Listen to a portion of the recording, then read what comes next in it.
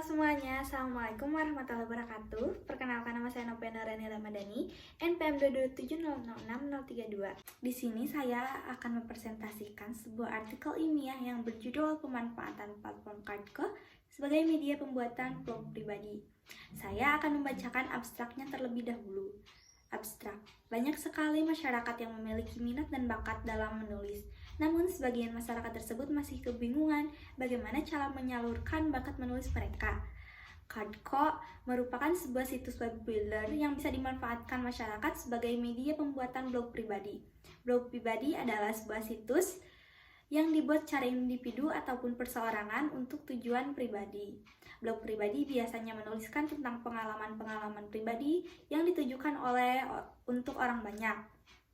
Umumnya, blog pribadi disisipi animasi-animasi agar lebih menarik pada saat dibaca. Masyarakat yang ingin menyalurkan bakat menulis mereka dapat dibantu oleh platform Cardco, karena proses pembuatan blog melalui Cardco terbilang mudah dan cukup simpel. 1. Pendahuluan. 1.1 Latar belakang.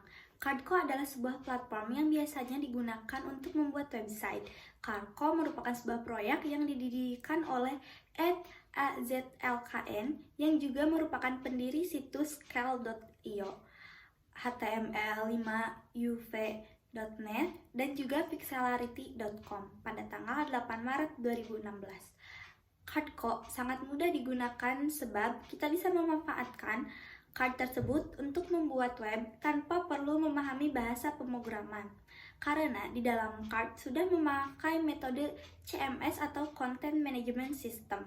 Card pada umumnya memiliki konsep yang sama seperti web builder lainnya, seperti WordPress, Webflow, dan lainnya. Namun, card dibuat dengan konsep yang lebih ringkas dan lebih sederhana. Card biasanya banyak digunakan untuk membuat blog, undangan digital, web toko, dan masih banyak lagi. Di dalam platform Card sendiri sudah ada custom web URL. Jadi, kita bisa menuliskan alamat URL yang kita inginkan untuk membuat blog pribadi. Card sendiri bisa diakses dengan menggunakan laptop maupun handphone. Cara penggunaannya cukup mudah, yaitu hanya perlu mengakses webcard.co dan kita akan diarahkan kepada homepage untuk melakukan login ataupun membuat akun terlebih dahulu.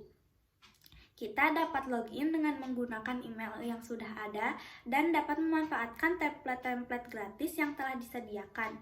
Selain itu, menggunakan template-template yang berbayar pun bisa. Dan juga kita dapat mengkostum page untuk membuat blog pribadi kita. Di dalam Cardco sendiri ada fitur blank page, yaitu page kertas kosong yang bisa kita kostum untuk membuat blog pribadi.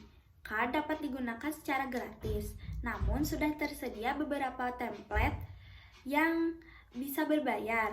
Apabila kita ingin menggunakan fitur-fitur lainnya serta menggunakan template yang berbayar, kita perlu membayar sekitar 140.000 sampai 750.000 rupiah tergantung dengan paket yang akan kita ambil.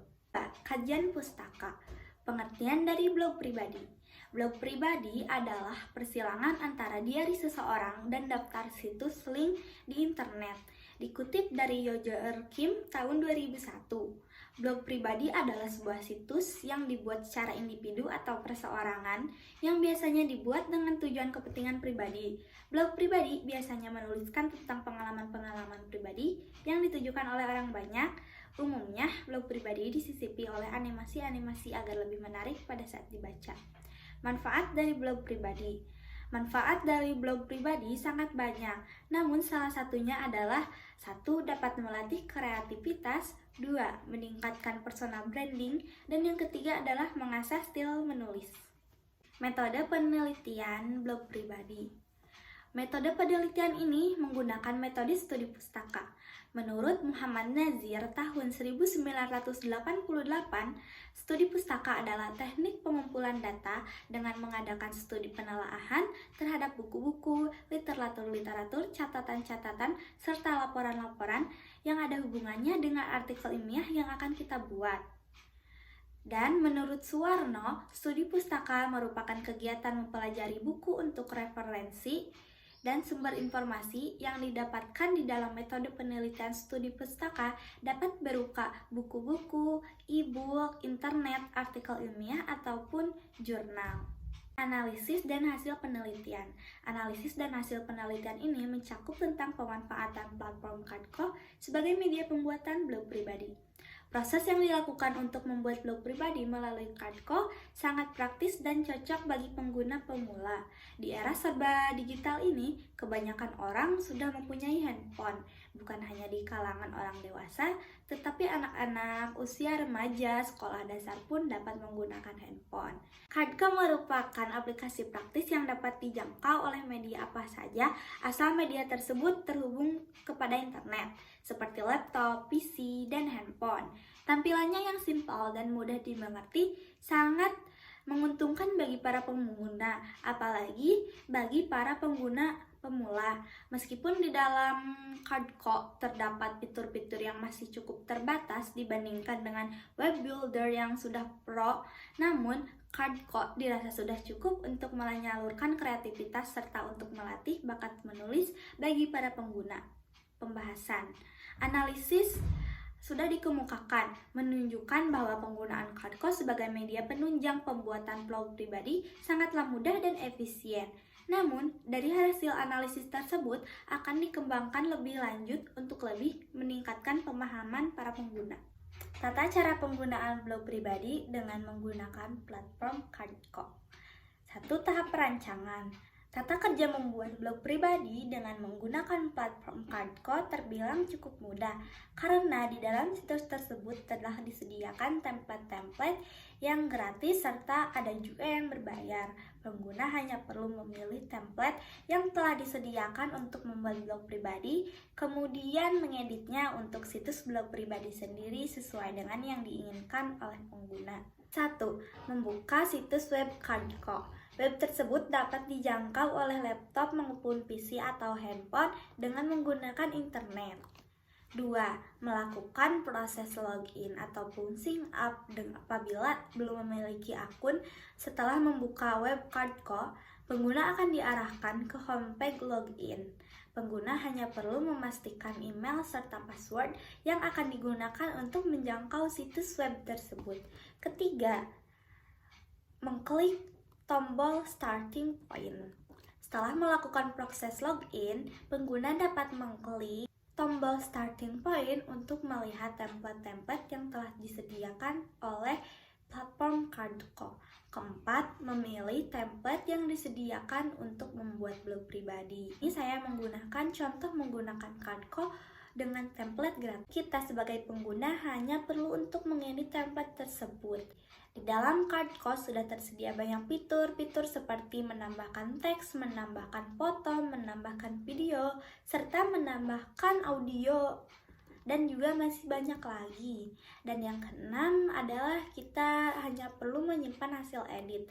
Setelah selesai mengedit blog pribadi, Anda bisa menyimpan dan mempublish blog tersebut dengan URL web yang kalian inginkan. Di sini saya membuat contoh bagaimana cara mengedit teks di dalam Kadko.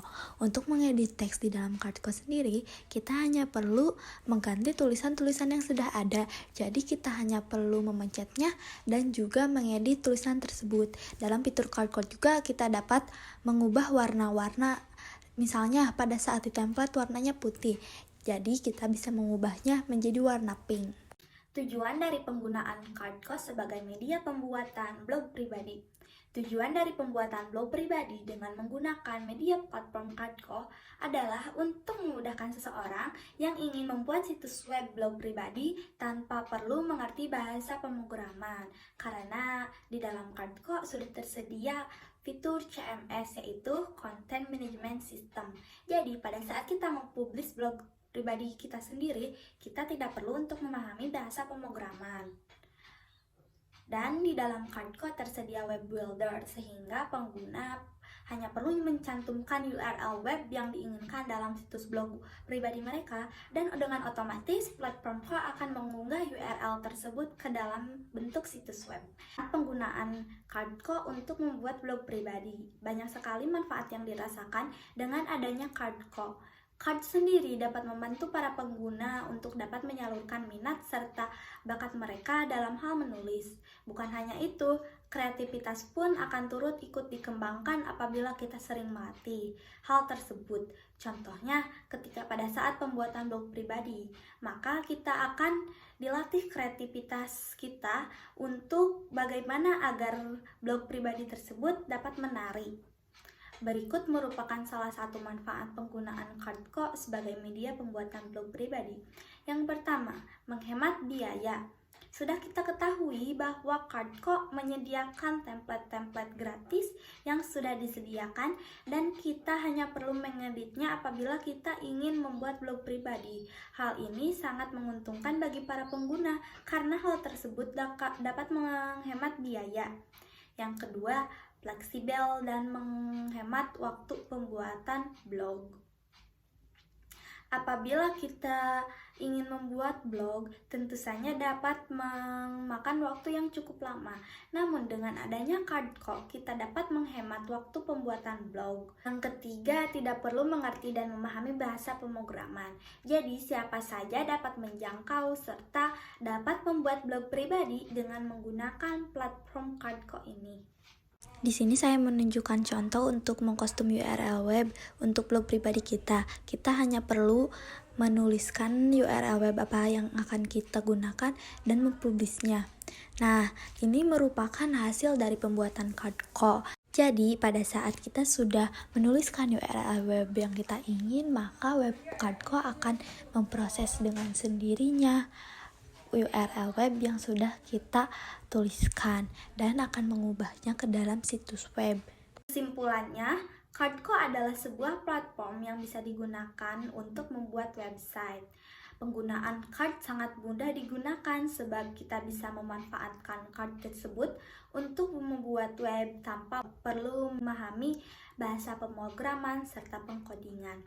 Card dapat digunakan sebagai media pembuatan blog pribadi karena tampilannya yang sangat mudah dan sangat cocok digunakan bagi para pengguna pemula. Card menggunakan sistem CMS atau Content Management System, yaitu sistem yang mampu mengolah data menjadi sebuah website tanpa perlu pengkodingan maupun pemrograman. Blog pribadi adalah sebuah situs yang dibuat secara individu ataupun perseorangan yang biasanya dibuat dengan kepentingan pribadi. Biasanya blog menuliskan tentang pengalaman-pengalaman pribadi seseorang yang ditujukan untuk orang banyak. Umumnya blog pribadi disisipi animasi-animasi agar lebih menarik rasa pembaca ingin membaca blog pribadi tersebut. Banyak sekali manfaat yang didapatkan dari pembuatan blog, yaitu salah satunya dapat mengasah kemampuan menulis serta melatih kreativitas.